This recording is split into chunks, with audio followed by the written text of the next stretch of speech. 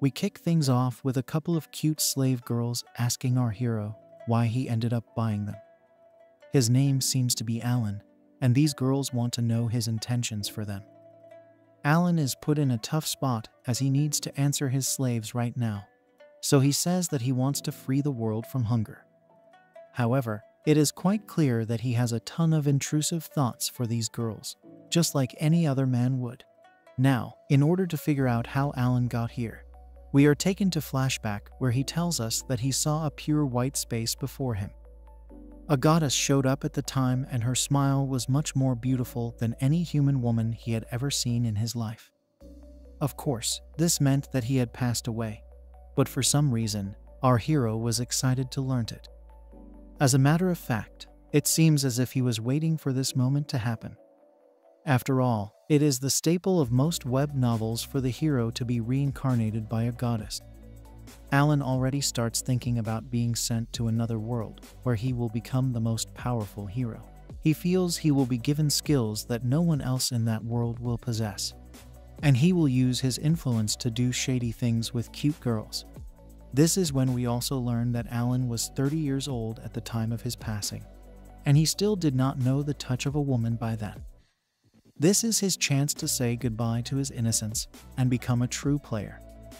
The goddess is glad to see that he was woken up, but she starts describing his past life as that of a total loser, especially when it comes to women.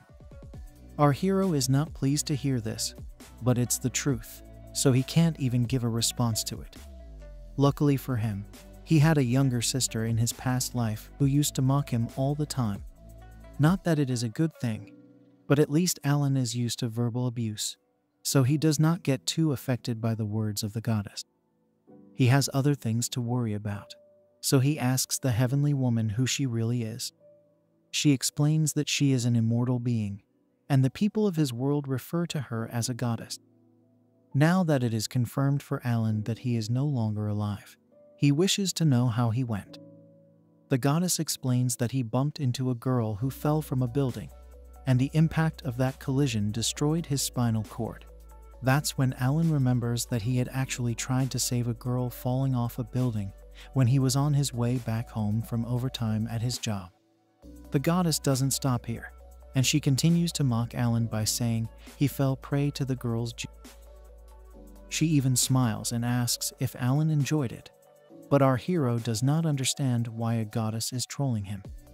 He does admit that he enjoys the wonders of the female body, but in such a situation, he could not even feel the softness of the woman's.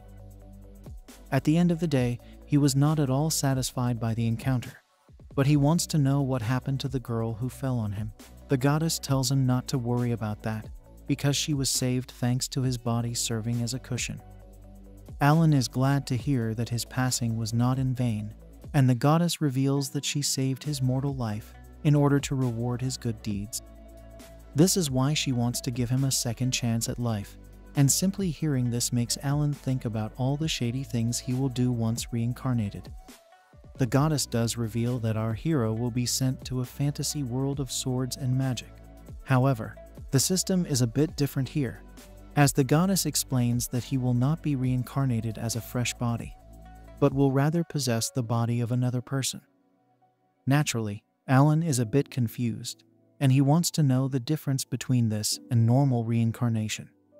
The goddess explains that in her realm, there are tons of reincarnations going on, but there are not enough vessels to hold all the souls coming her way. In order to ease her own workload, she and other goddesses like her end up choosing bodies of people from the native worlds and have the souls possess them instead of reincarnating them as a fresh person.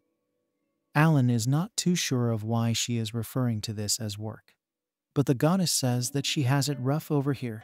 She then shows our hero the boy he will be possessing, and it turns out that his name is actually Alan, which will be taken over by our hero. Alan seems to have a nice face, and he looks like a young teenage boy. Our hero then gets excited because with Alan's body and face, he is sure to get all the girls in this world. The goddess adds that she can finally grant him the wish that he so desperately wanted, especially with that innocent body of his. Alan is not impressed by the way she is mocking him, and he says that she is playing with his emotions as easily as she breathes. He then thinks that she should toy with his elephant instead of him if she is so keen. Of course, the goddess can hear his thoughts, so she asks him if he wants to lose his life again. Alan mentions that he did not even say a single word, and she should not be peeking into his thoughts.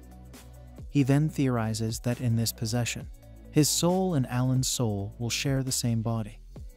In this case, there will be two personalities within the same person, which sounds interesting, but won't be possible as per the goddess.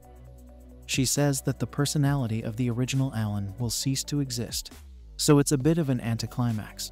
Our hero is told that since the boy is a novice adventurer who was raised in an orphanage, he will lose his life in a starting dungeon. Once his soul leaves his body, the goddess will send our hero's soul into the same body and take over it. Alan is a bit conflicted on this because he will essentially be hijacking another boy's body. This also leads him to speculate on something, which is that Alan will end up as monster food if his body just lies in the dungeon. He does not wish to possess the body of a zombie because he has already been called smelly multiple times in his past life. The goddess explains that he does not need to worry about such things as he will be given a special privilege in this world. This is the skill of regeneration, which means that Alan will be able to heal all his injuries and wounds, no matter how many times he gets hurt. She adds that the skill will get activated the moment Alan's body is taken over by his soul.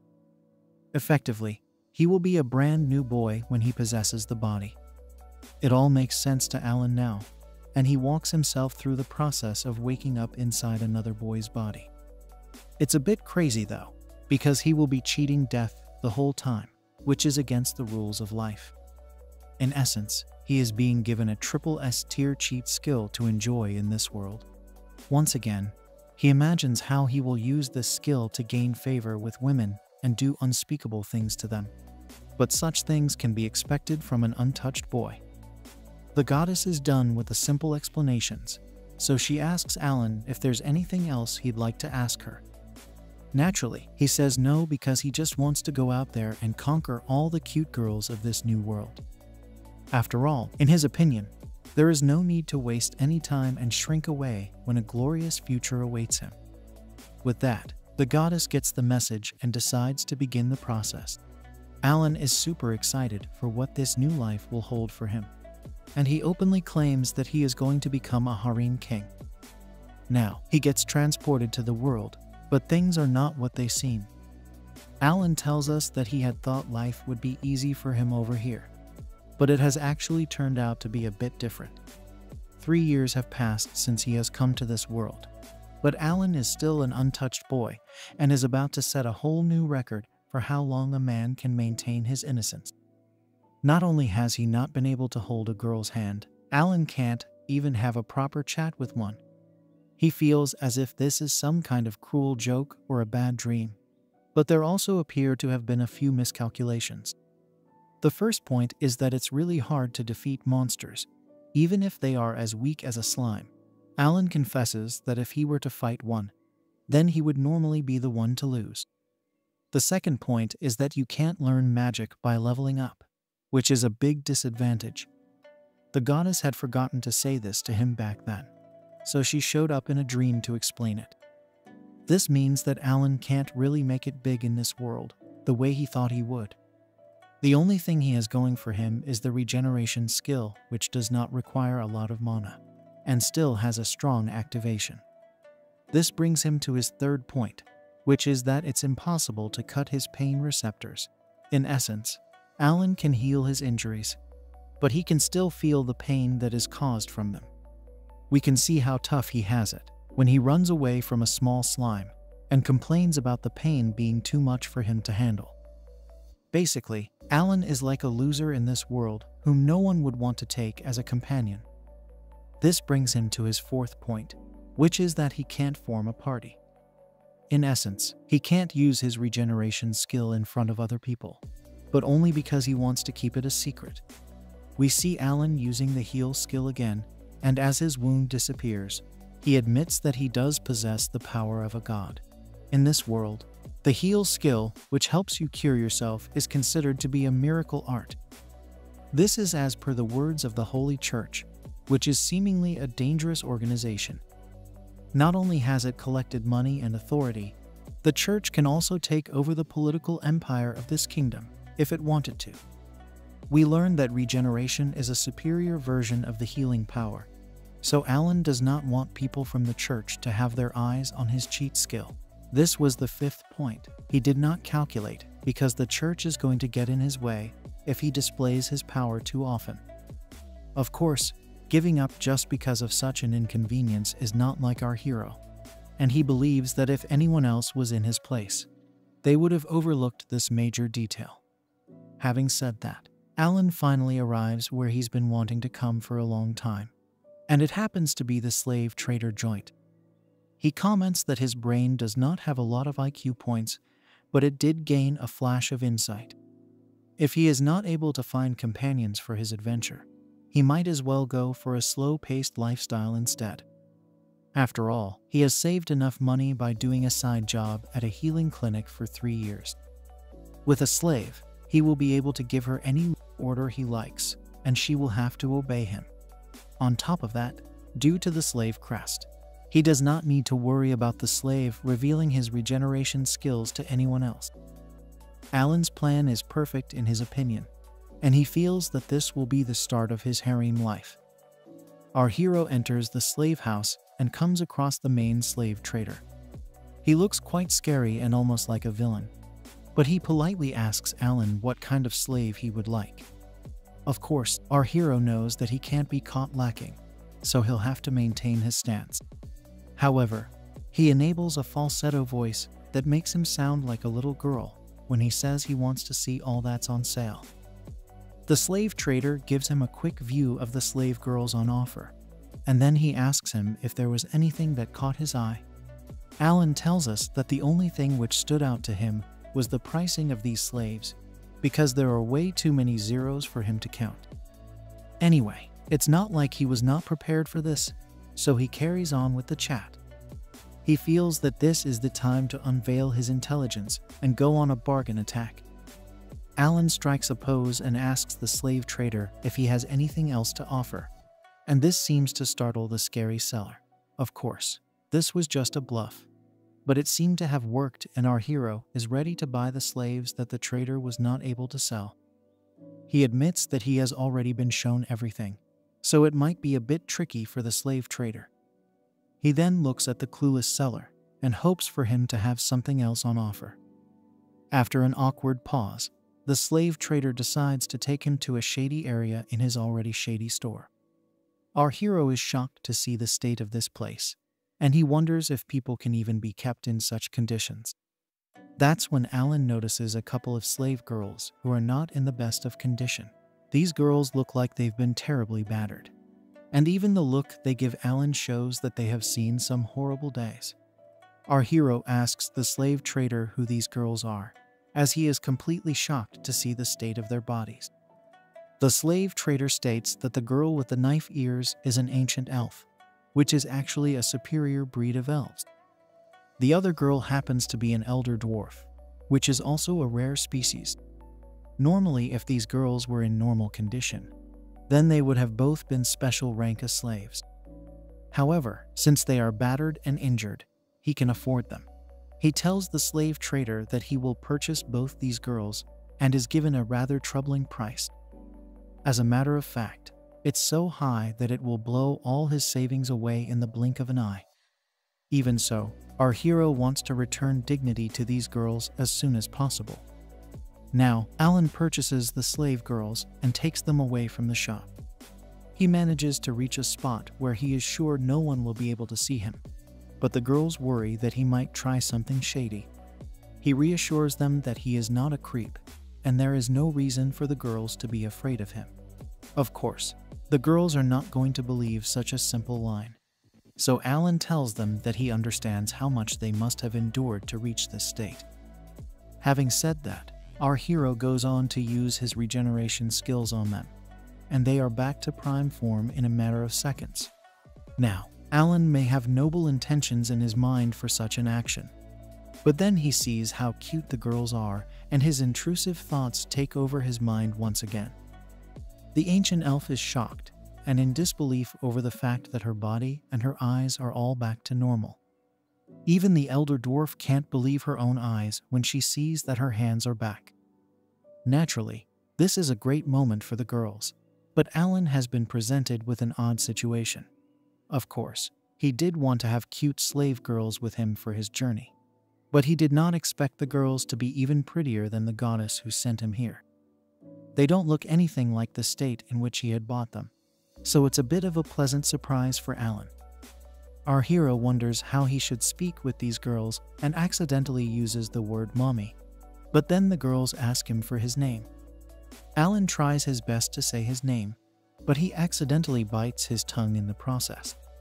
It's a hilarious scene as the girls wonder why their new master is fumbling, but Alan realizes that he needs to calm down right now. After all, he finally has a harem in another world. Now that he has achieved his dream, Alan feels that he will finally be able to live out his intrusive thoughts in grand fashion with his slave girls.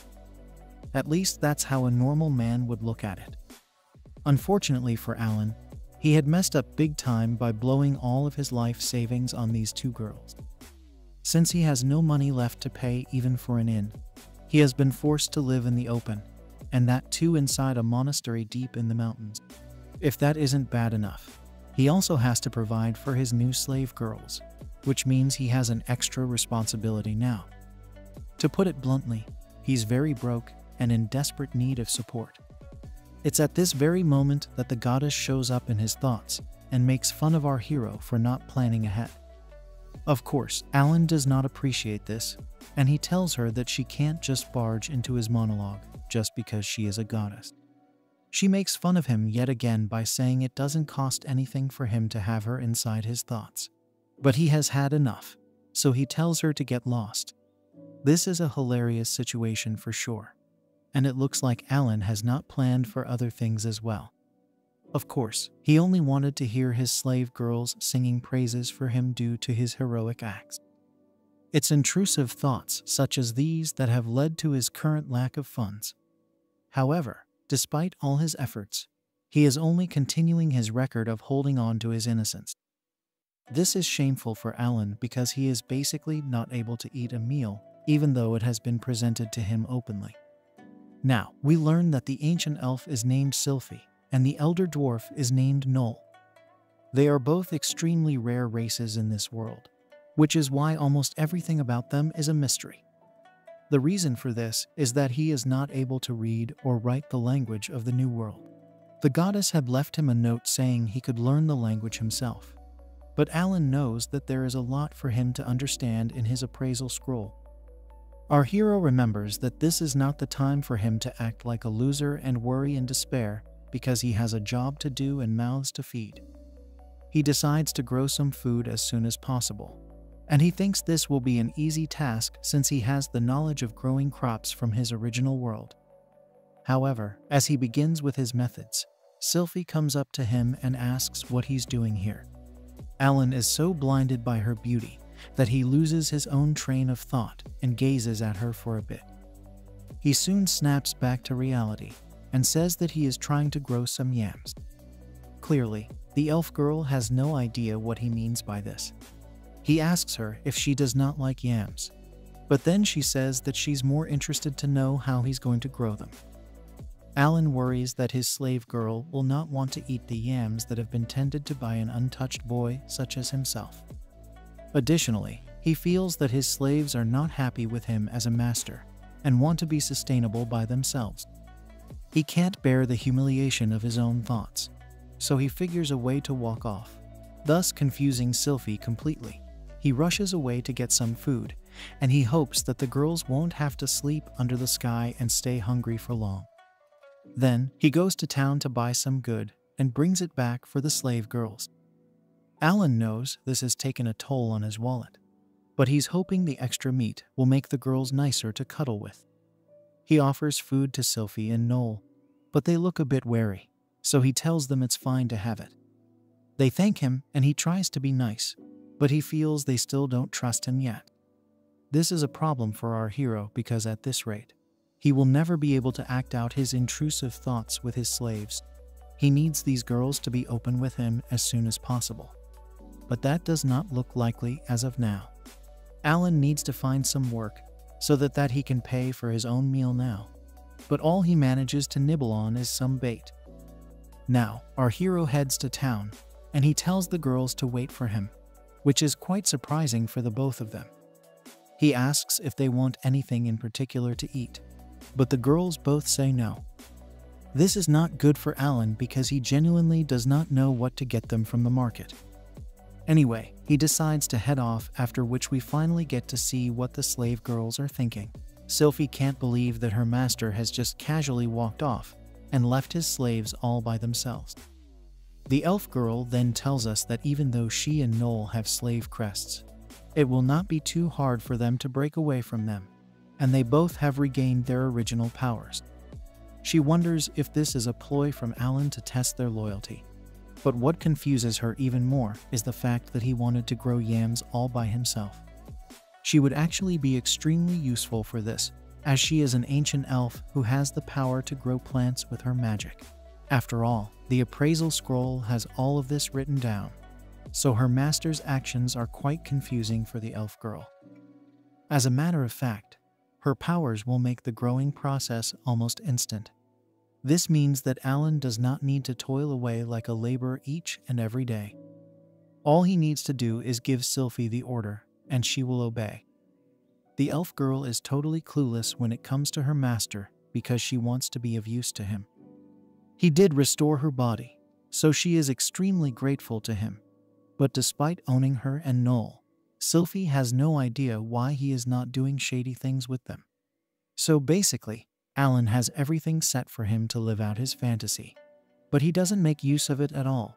This actually leads her to think that he has some other plan once he wins her and Noel over. Of course, it's not that deep, but she does not know that Alan is as clueless as a baby in this world. In order to confirm her suspicions, Sylphie follows her master around town and notices that he is working at a healing clinic to earn some money. She is amazed to see him healing a young girl, but she wonders why he is not using restoration, which was what he used on them.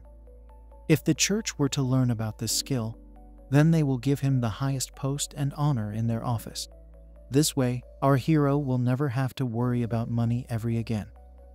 There are lots of questions in Sylphie's mind, but she has to come back to her senses to see what Alan is doing. He gets done with his treatment and has a friendly little chat with the girl, which makes him appear like an angel.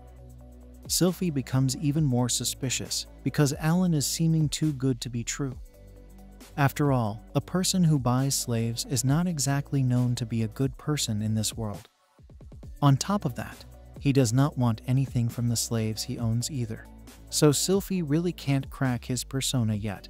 It really frustrates her not to be able to decipher her master, even though he is a man of culture who enjoys the simple things in life, such as comparing a cloud to a girl's curvy body. Since this time, around 3 months have passed and Alan is still stuck doing the same old thing. Now, the yams have finally been harvested, so he can treat his slaves to a new meal. However, Sylphie is at her wit's end, so she asks him why he is not using her to grow his food. Our hero wonders if his slave girls want to do farm work, but that is not needed from them at all since he can use his restore skill again and again to regain his stamina. Also, he wants to brag about how he supported 2 rare species all by himself. He decides to thank Sylphie for offering help, but it does not look like he is going to ask for it. This is when the elf girl decides to show off her own skills, and she tells him that her tree magic can harvest crops immediately. She goes on to summon a tree filled with yams, and it shocks Alan like nothing else he has seen in this world so far. He takes a moment to realize what he has just witnessed, and he wants to know what kind of cheat skill this is. He thinks that Sylphie has been hiding her powers from him all this time, but she is of the opinion that he has known about her skills right from the start. This is when it finally hits Alan that the slave girls and their powers would all have been mentioned in his appraisal scroll. Unfortunately, he can't read that piece of paper at all. which is why he has found himself in such a situation. Alan considers telling the girls the truth, which is that he is pretty much like a child in this world who can't read or write.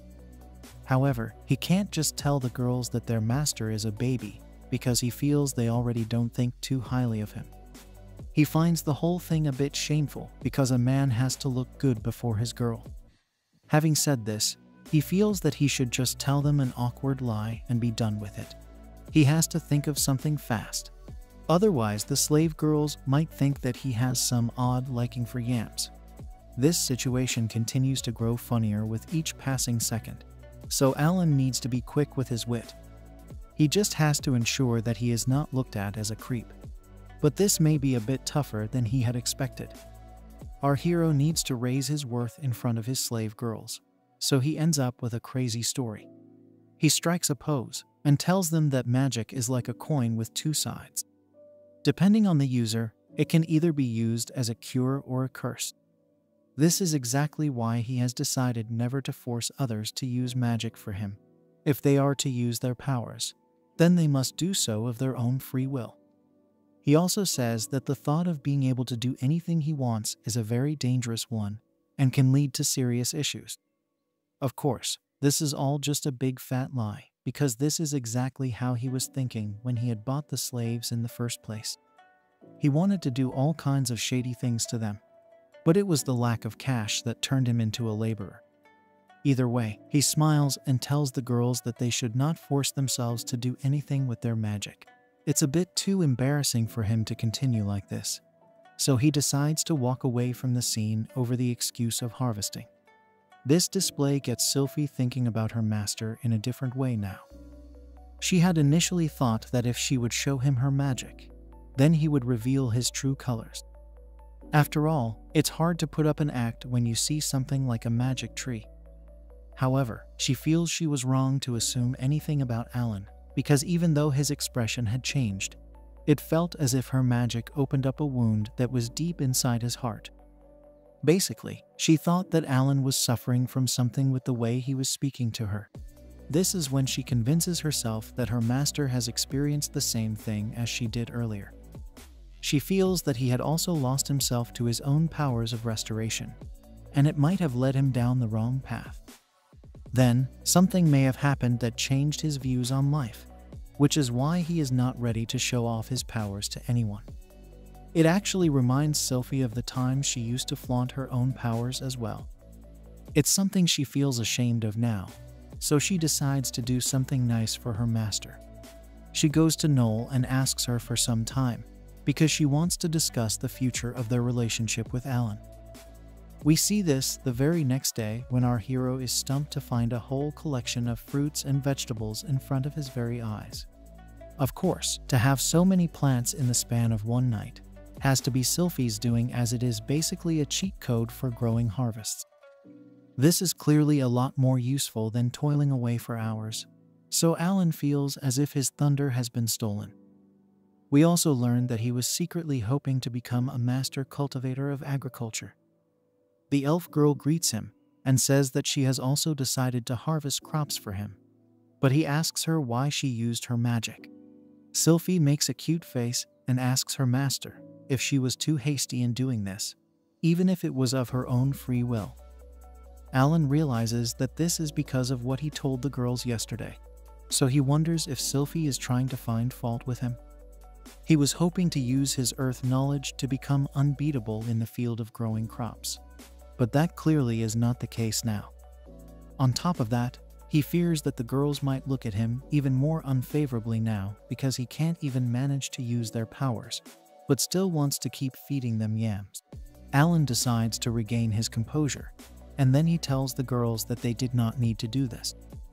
Sylphie says it's fine, and then she decides to make breakfast with Noel, probably so that they can be nice to their master. However, Alan feels like he can't show off to them anymore. This is when he asks the girls to wait, because he does have one last thing to flaunt. It's basically him trying to do the whole do-it-yourself cheat, wherein he makes concrete. It's an item that still does not exist in this world, so it would place him as a respectable person yet again. He wants to improve their living conditions and hopes to gain some brownie points. But the girls ask him what he is doing here. Noel shows up and tells Alan that she can smell him making things. She wants to make these items as well, so she decides to join him in this process. Alan is a bit surprised to see Noel talking to him this way, as she is usually very reserved and not too keen to talk about anything. She asks her master what he wishes to make, and he explains that he does not want to keep camping with his slaves. This is why he wishes to construct a building with concrete, and this makes Noel ask him what that substance is supposed to be. He tries to explain it first by using the term cement, but that is also something which does not exist in this world. Noel wants to be taught everything, so Alan goes ahead and explains how she will need to get limestone, clay, and quartz. Noel is listening to her master with a lot of intent, and he is pleased to see how responsive she is to his teachings. Some time passes by, and our hero manages to teach Noel each and everything that he knows about building a structure. He tells the dwarf girl that he has only decided to share this with her, but practicing it is a whole other vibe. Noel says that she has more or less understood the whole thing, and now she wants Alan to sit back and watch her at work. She goes on and uses a spell known as extraction, which basically extracts minerals to form items. She is able to summon all the raw materials needed for creating cement, and Alan can't believe Noel has such a useful skill. Of course, this means that his own contributions will be of no consequence, and then we see the dwarf girl using another spell, known as pulverized. This makes our hero realize that Noel also has cheat code skills, which makes things even worse for him if he wants to impress his slaves. The dwarf girl uses her fire and cooling techniques as well, after which we see a whole pile of cement being created in front of our hero's eyes. In order to complete the process, Noel will need some help from Sylphie, and this is because of Alan telling her to use bamboo shoots for the construction process. He said it with a lot of pride back then, but he feels as if he is no longer needed for anything anymore. One good thing, though, is that both the girls have managed to speak with each other more frequently. However, this leads him to believe that his own slave girls will have no further use for him if they team up. They might find him to be useless and will continue to build their own empire without him. Alan needs to watch out for this, but as we all know, he is just being a bit too paranoid about the whole thing. Now, the house is built and ready to be checked, so Alan needs to say something here. Noel goes on to use the hardened skill so that the security of the house is properly done. She is basically a master builder with her skills, and then we see Sylphie filling up the bamboo sticks with mana to strengthen them as well. This makes her the mistress of plants, and both the girls have proven their powers to our hero. Alan wonders why it turned out this way for him, because he wanted to be the one to show off to the girls. They invite him inside the house, but he feels as if they are taunting him for being useless. He laments the fact that he was not reincarnated with a cheat skill like these girls, as he wanted to be strong and flirt with cute babes. Considering the powers of these slave girls, Alan has no idea what will happen to him later. Now, we see the goddess who is watching all the fun from a goddess tablet high up in heaven. She comments that ever since Alan bought Sylphie and Noel, he will be worshipped almost as if he is some kind of demon king. However, at a later point in his life, he will be considered as a threat by the hero of this world. It will cause him to lead a life full of ups and downs. She feels that Alan will turn out to be a very entertaining prospect for her, so she should make fun of him as many times as she can. That's when she corrects herself and says that she actually meant checking up on him as many times as she can. Now, we shift to Noel, who tells us that her dwarf instincts have started to act up ever since she heard what her master told her about cement and concrete. As a matter of fact, it's her first time experiencing such things, and she is actually surprised that Alan's advice has turned out to be true. She did as he told, and she got exactly what she thought she would get. This means that her master is not any random guy who happened to buy her and Sylphie. His restoration power is great, and the fact that he does not want to show off that power is even greater. However, what stands out the most to the dwarf girl is that Alan is not really conceited with the amount of knowledge that he possesses. He's not afraid to share such information, which makes him a true catch in her eyes. On top of that, he was able to teach an elder dwarf such useful things, and it has made Noel very happy. Sylphie has also said that they can put their trust in Alan, so Noel decides to go with the same opinion. She too wants to take the weight off her master's shoulders and contribute to his plans. Our hero takes a nap, but when he wakes up, he notices that there are 2 more buildings in front of him. He can't figure out how this was done so quickly, but then Noel shows up and he realizes that it must have been her doing. She explains that she built 3 buildings so that each of them can have one to themselves. Hearing the dwarf girl say such a thing with so much calmness is not normal to our hero. She then comes close to Alan, but he panics because he does not want his intrusive thoughts to take over again. She says once again that she has built these houses for her, Sylphie, and Alan, but he only says to himself that Noel is a bit too close to his body. The dwarf girl then says that since she has worked hard, she would like her master to praise her efforts. Alan is a bit taken aback by this request, but then Sylphie shows up from behind and asks him to praise Noel as well. He is surprised to see his slave giving him an order, and that's when he figures that the girls must be trying to gang up on him. In other words, he feels that the slave girls are trying to use him for their own work instead of the other way around. He imagines a hilarious scene where both Sylphie and Noel make fun of him for having nothing to boast about himself apart from his restoration skill. He has no money, no talent, and is a rather incompetent person that way. They add further insult to injury by calling him a skinny nerd with no experience in women. Suddenly, the goddess also shows up to join the girls in their roast of Alan. As a matter of fact, they were so worried about his intrusive thoughts that they decided to build extra houses for each other in order to stay away from him. Alan is obviously just imagining all of this, and he makes it worse for himself by thinking the girls look at him as some kind of shameless pig who wants to do shady things to them. His thoughts start to spiral out of control, but then he somehow snaps back to reality when Sylphie asks him if all is well. He comes to his senses and simply plays off whatever was going on in his head till now. He's come this far already, so there's no way he's going to back down now.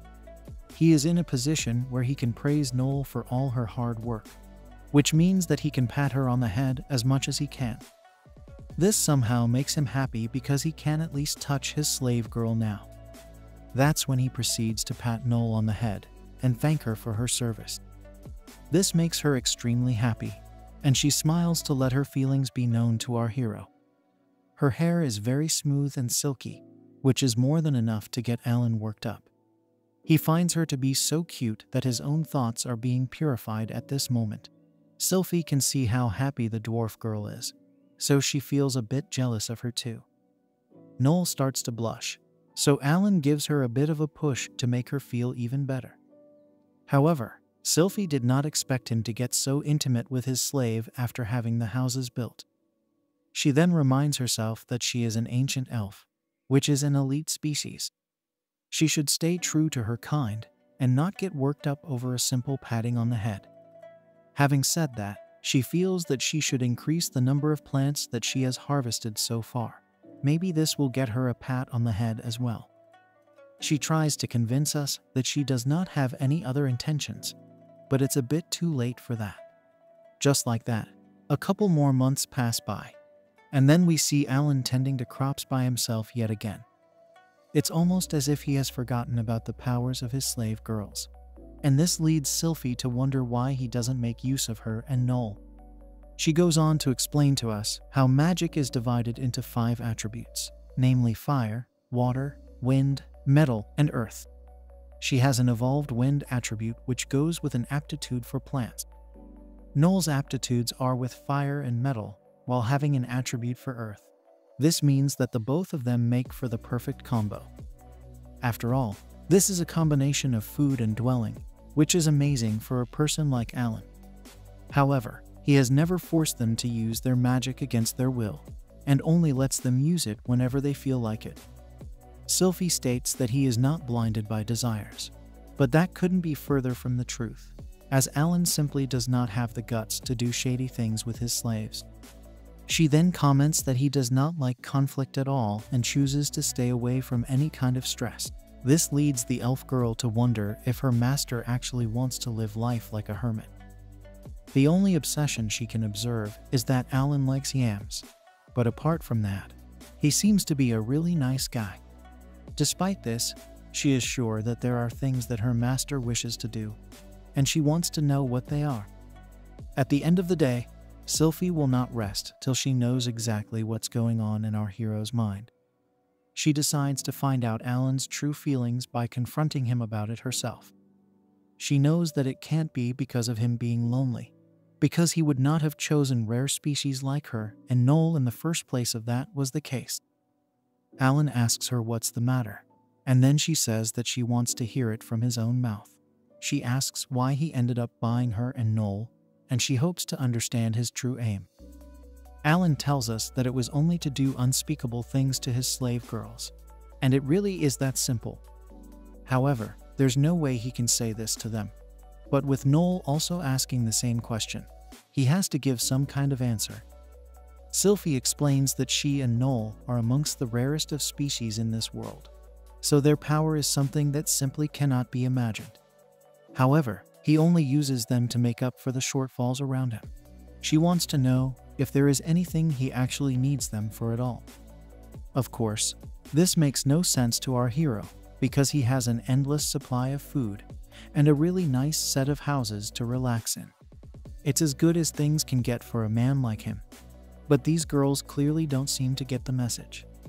If they're asking why he is always so kind to them, then it's because they are feeding him and giving him shelter with their powers. If they're asking why he's not tapping into their potential, then it's because he does not want to feel useless despite being their master. It's not like he needs to tap into any further potential for anything at all. He is not going to defeat any demon lord, so he does not need the girls for an adventure. As a matter of fact, if these girls want him to lick their feet, then he will have no other option but to obey. Then again, this is the kind of task that he would enjoy doing, so he wouldn't mind such a question. Now that he is in the hot seat, he has to figure out a lie that will keep these girls interested and satisfied. Now, Sylphie decides to show some more of her magic tree powers to make her master realize just how useful she can be to him. Noel does the same by showing off her high-speed refining skills. However, Alan does not realize that the girls are doing this to show that they can be of use to him. Instead, he takes it that they are both trying to destroy his self-respect. If this is their intention after all, then he might as well spit out the truth and be done with it. He obviously has tons of desires and intrusive thoughts, so he is going to risk it all and say them as they are. In his mind, he says that he wants to do shady things, but out loud, he says that he wants to free the world from hunger, just as we had seen earlier. This leads both the girls to a state of shock, as they most definitely did not expect to hear such a reason. Alan smiles on the outside, but he feels like stabbing himself from the inside. He calls himself a coward, and even states that if he was not the eldest son in his family, then he would have passed away from simply hating himself right then and there. Now, Sylphie thinks about what she just heard and explains to us that the idea of freeing the world from hunger is something that only a god would consider to be ideal. More so, this is not something that you would willingly admit just like that. However, after hearing it, she makes sense of everything that Alan has been doing till now. The yams that he loves so much and treats like treasures are basically effective plants that can even be grown on wastelands. This could indeed help people who suffer from starvation and do not have access to fertile land. This could also explain the weird looks he has on his face from time to time. Sylphie reasons that it could be because of the distant ideal he has envisioned for himself. Now, the elf girl takes a look at Noel and tells her that their master holds a great ideal in his heart.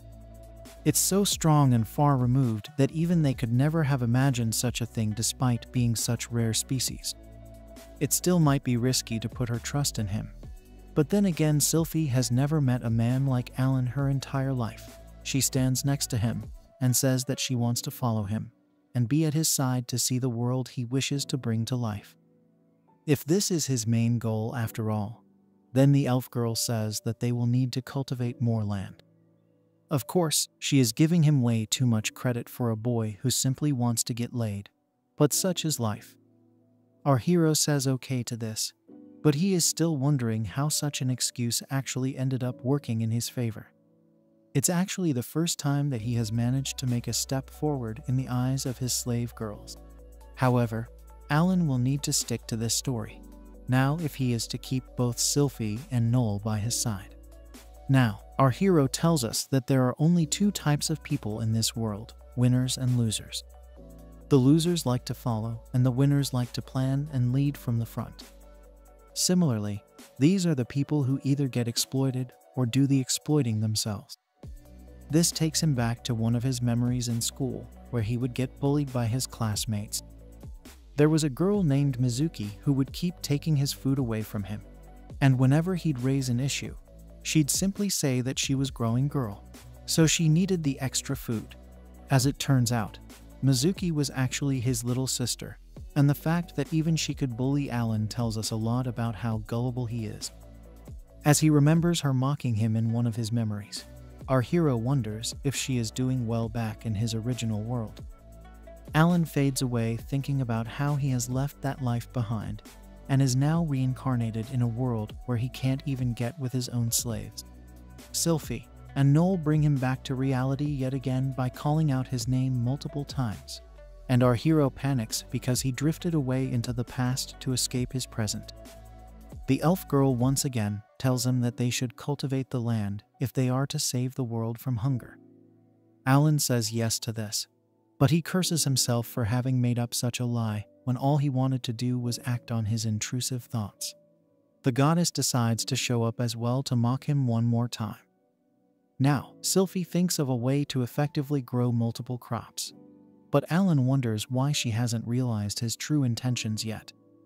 After all, if she is so smart, then she should at least have gotten a hint of how shady her master really is.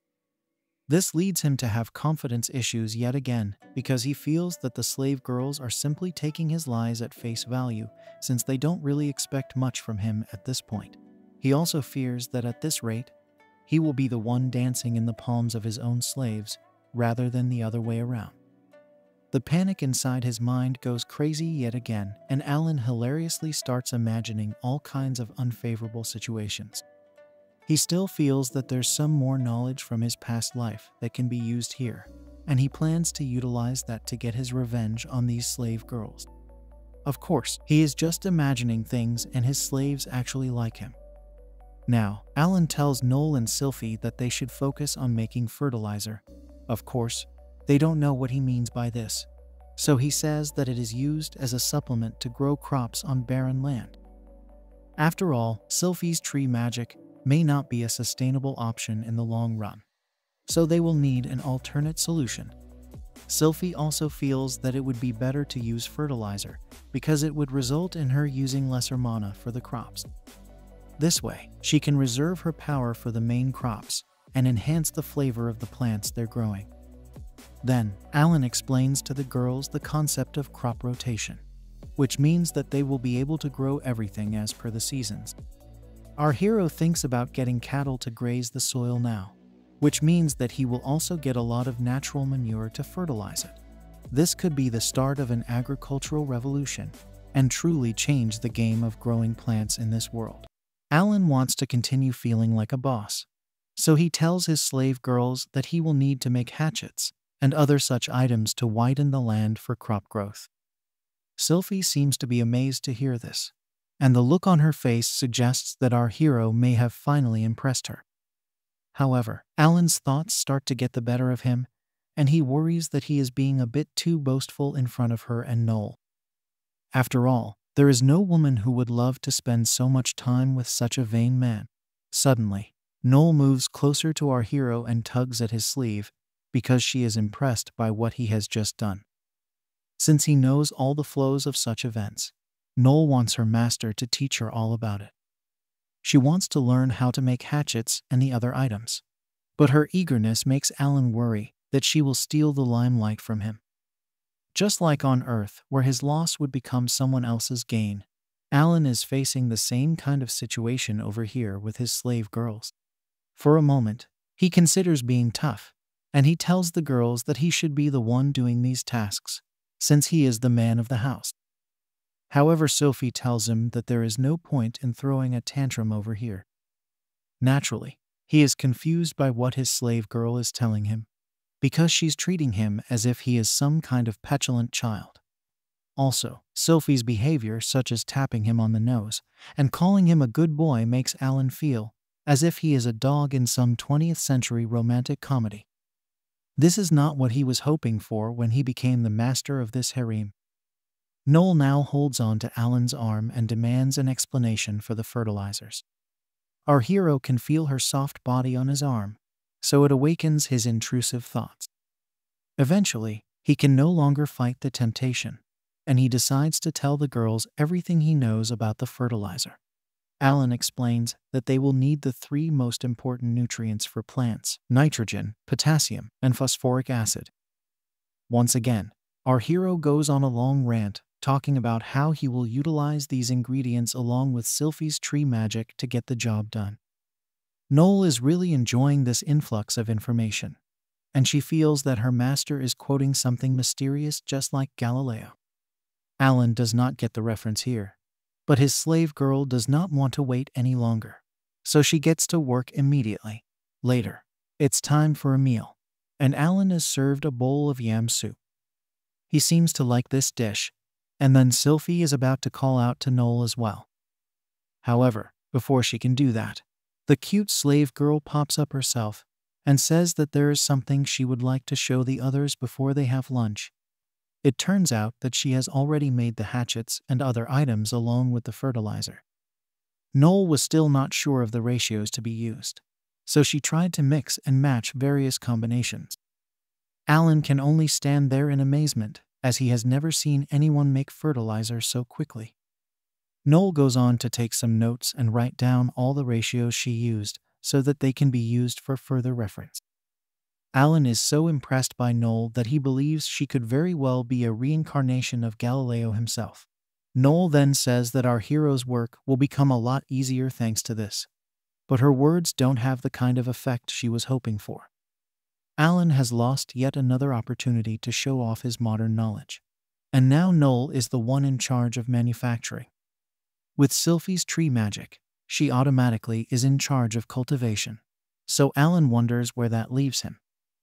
As of now, his only option is reclamation and logging, which is actually just an odd job. Alan does admit that it's a necessary activity, but it is usually given to a background character. He reminds himself of Big G from a popular kids show, who used to do similar things, but he does not want to take the place of such a character. After all, he has been reincarnated in another world as a cheat holder, so he deserves a better job than that. Our hero now looks at both his slave girls who want to get praises from him, but he laments that they have stolen his thunder yet again. These 2 girls have simply tossed the basic chores onto their master, and it leads Alan to start doubting himself yet again for no good reason. Having said that, Alan decides to praise Noel for a job well done, and he pats her on the head.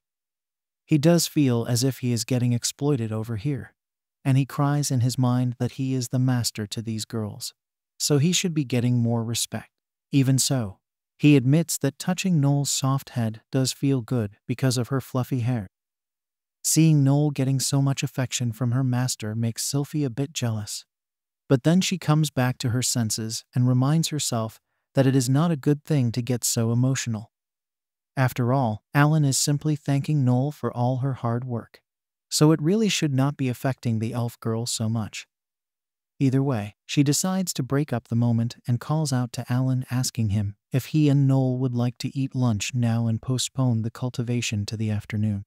Our hero does not have any issue with this, and then the 3 of them sit down for lunch. As Alan enjoys his soft and flaky yams, Sylphie comments on how curious he is in general as a person.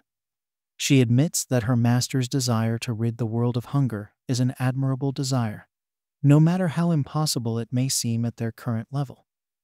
What really impressed her earlier was when Alan started talking about fertilizer and crop rotation.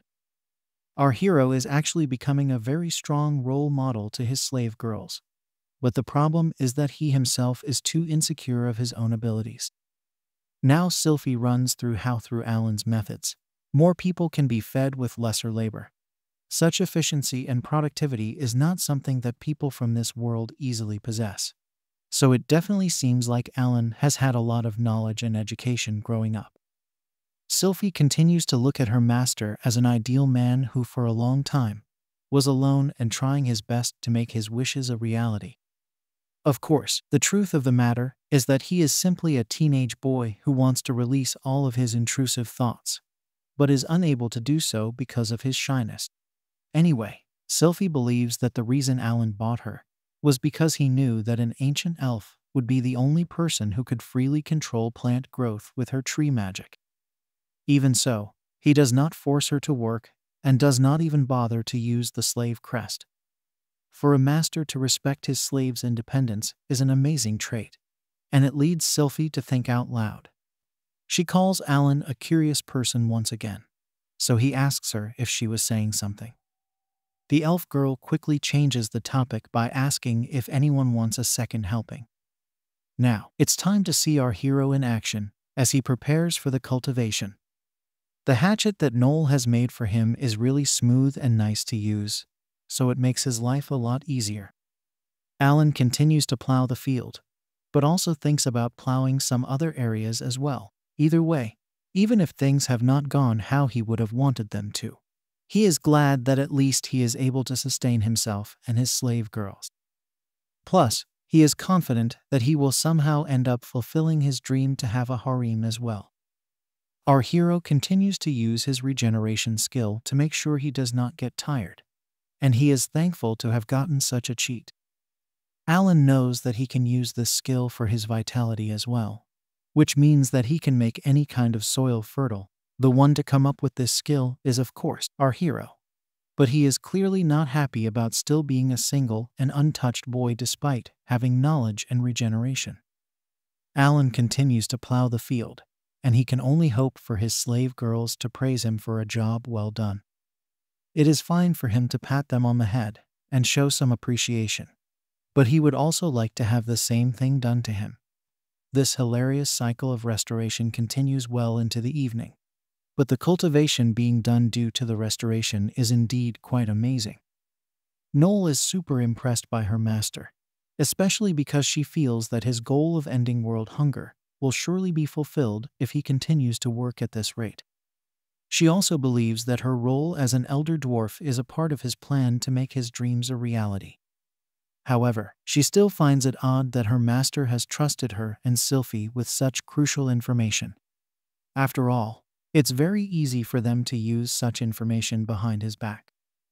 At first, Noel wonders if Alan is confident that his slave girls won't betray him. But then she remembers that her master has not given her or Sylphie a single order till now. She concluded that Alan wants her and Sylphie to work with him, so that his ideals can truly become a reality in the near-distant future. It is because of this trust that he has shared such handy information with the ancient elf and elder dwarf. Noel knows that she can't respond to such trust in kind, so she swears upon her elder dwarf name that she will support him right till the end. Noel believes that Sylphie is also thinking the same thing, which is true as we see the ancient elf commenting on how her master is so amazing. Noel also wants to give it her all, and then Sylphie talks to her about taking action on their own, because that is exactly what our hero wants them to do. Of course, the actual action he wants from his slave girls is supposed to be a lot shadier, but that clearly does not look like it's going to happen. As they watch their master working hard, both Sylphie and Noel promise that they will do everything to make his dream a reality. Of course, Alan himself has no idea what these girls are talking about and continues to slave away at the soil. Later on, we meet the naughty goddess who decides to mock Alan once again for being lazy and useless when it comes to actually making use of his slaves. She comments that Alan has too much free time on his hands, and then makes fun of him for not getting any love from his slave girls, even after doing so much work. Our hero is obviously annoyed by the goddess and her behavior, so he asks her to not poke fun at him when he is trying to relax alone with his thoughts. Now that she is here, Alan wants to ask her a question he's had on his mind right from the start. He wants to know if all the other goddesses are also like her, because she does come across as an extremely bitter entity. The goddess simply laughs and says that Alan chose this for himself right when he was reincarnated, so it's just her job to make sure she's mocking him. Our hero can't really say much to this, because it's true that he has a lot of free time on his hands. Thanks to Sylphie and Noel, all of the cultivation and housework can be done in an instant through their magic. As far as the intrusive thoughts and shady intentions are concerned, the goddess is sure that Alan is not going to realize it ever in his life. This leads to some intrusive thoughts coming to life, and it makes Alan lively again. He questions himself as to why he is living his life as a retired old man who does not have any hobbies of his own. Since he does not have any activities to do right now, Alan decides to make something happen. He rushes to Noel and asks her if she is free as he needs her to do a favor for him. This lights up her eyes, and she asks what it is that her master wants her to do. Alan gives her the blueprint to something and says that he wants her to make this for him. The elder dwarf girl takes a look at the blueprint and gets closer to her master, making him feel good. He can see that Noel's arm is soft, but wonders why she is getting so close to him. That's when it strikes Alan that she could be so immersed in the blueprint that she has forgotten he is standing next to her. Noel can't see any sizes mentioned for this item, so Alan tells her he forgot to mention them. He states that Noel just needs to make this item big enough to fit on top of a table. And then he tells us that the real reason he didn't mention any sizes was because he does not know how to read or write in this world's language.